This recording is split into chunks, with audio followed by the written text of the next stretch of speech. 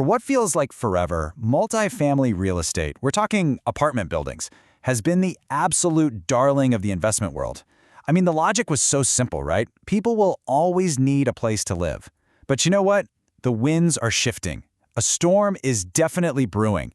And today we're going to dive deep into why this seemingly unstoppable apartment market is showing some really serious signs of a crash. Wow. This quote right here, it just nails the whole situation.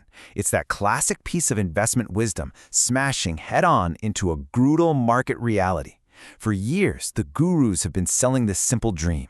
But today, we're going to look at the actual numbers, the real market forces that could turn that dream into an absolute nightmare for a whole lot of investors. So how in the world did we get here? Okay, so what's the big idea with apartments anyway? It all boils down to this one simple philosophy. You know, the one made famous by guys like Robert Kiyosaki? Forget about flipping houses for a quick buck. No. The real money, the serious wealth, is in cash flow. Just picture it, owning a building that pays you every single month, like clockwork. It doesn't matter what the crazy market is doing, the check just arrives. And this slide just lays it out perfectly, the two different mindsets. Over on the left, you've got the amateur. They're basically on a treadmill, just running and running, trying to time the market perfectly. Buy low, sell high. It's exhausting. Then on the right, you have the professional. They've built a system, a machine that churns out steady, predictable income. See, it's not about how much you're worth on paper. It's about how much cold, hard cash is hitting your bank account each month to pay your bills and build real wealth. So how do you even buy one of these cash-flowing machines? Well, you use what the gurus call good debt. Sounds kind of crazy, right? But the idea is you use the bank's money, other people's money, or OPM, to buy the property. And then the rent your tenants pay you covers that loan.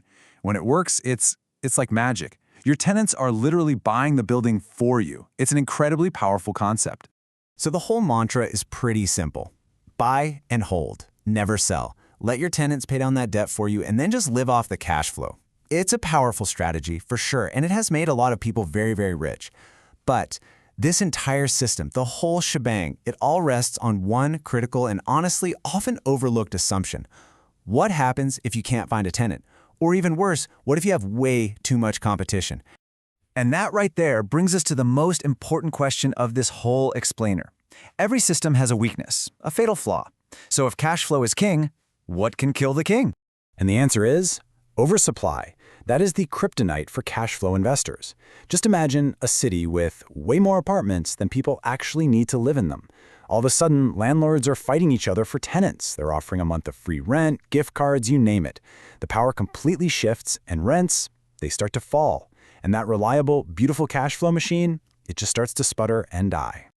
This slide shows you exactly how the nightmare unfolds. It's a domino effect that can absolutely wipe out an investment. When supply blows past demand, vacancies shoot up.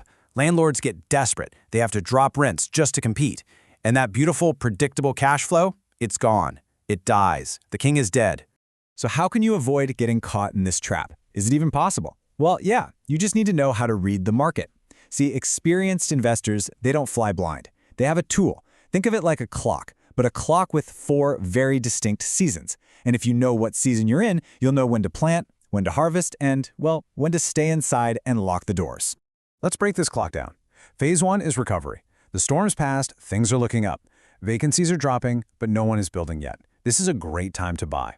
Then comes Phase 2, expansion. The good times are rolling. Cranes are all over the skyline. Everyone wants in on the action. Then we hit Phase 3, hypersupply. This is when the party gets out of control. Developers are still building like crazy based on yesterday's demand, and someone is about to get really, really hurt. And finally, Phase 4 is recession. It's the hangover.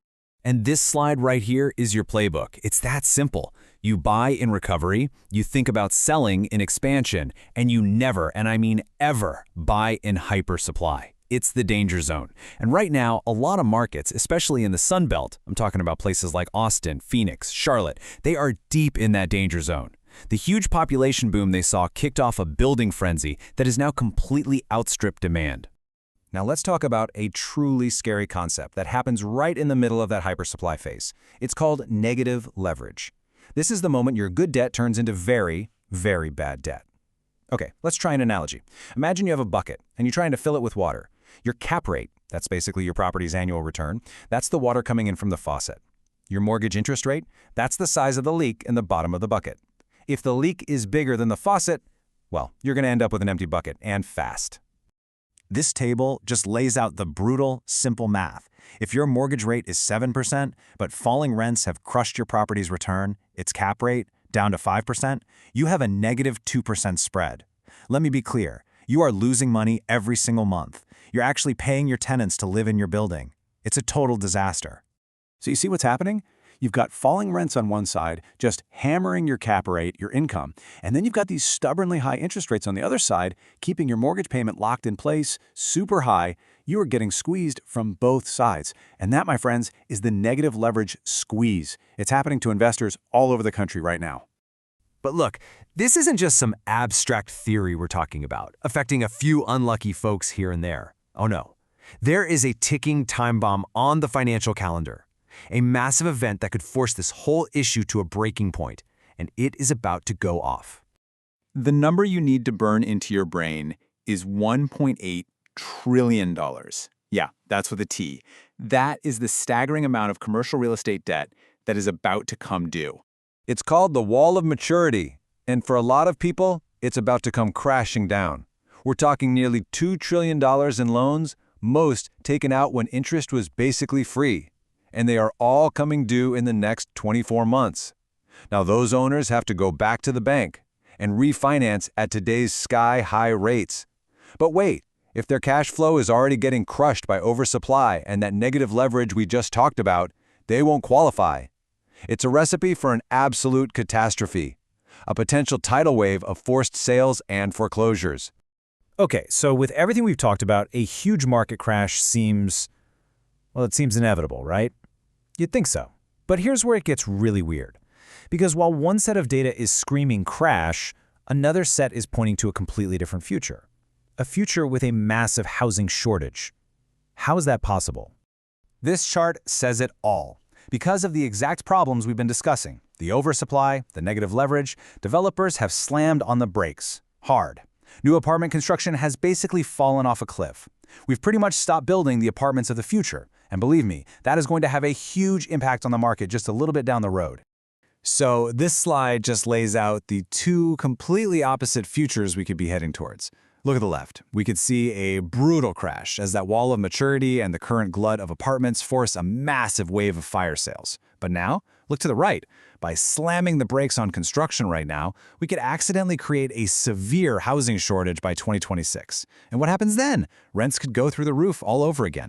So, which is it going to be? A short-term, painful crash or a long-term, painful shortage? We have this bizarre situation where a crisis of overbuilding is colliding head-on with a crisis of underbuilding. The next 2 years are going to tell the tale. But one thing is absolutely for sure. The multifamily market is in for one heck of a wild ride.